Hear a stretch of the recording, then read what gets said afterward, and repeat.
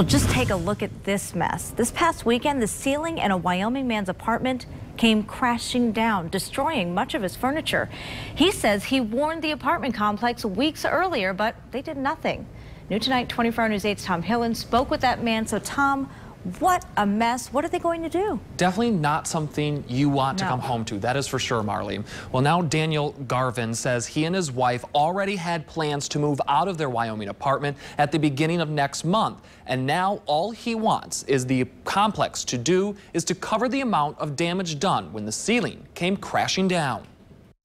You can see in these pictures the massive crack in the ceiling of Daniel Garvin's apartment at Old Brook Apartments in Wyoming. I went down to the office saying, hey, my living room ceiling's bowing like my last apartment, and it just doesn't look safe. Garvin says a maintenance man came to his apartment a week later, surveying the issue and taking pictures. And he stressed the fact that this could go at any time. But he says nothing was done, and then this happened. Sunday, my wife and I went to work.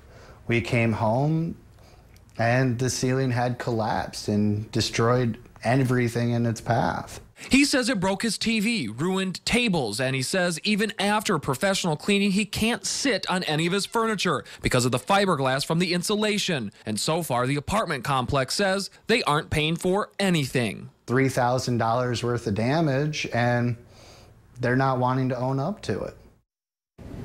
Today, we stopped in the leasing office at Old Brook Apartments. The woman inside said we needed to talk with the corporate office on the other side of the state. We did call and email them, but no one ended up getting back to us tonight, Marley. Wow, how frustrating. Now, you did say that he has renter's insurance, so wouldn't that cover it?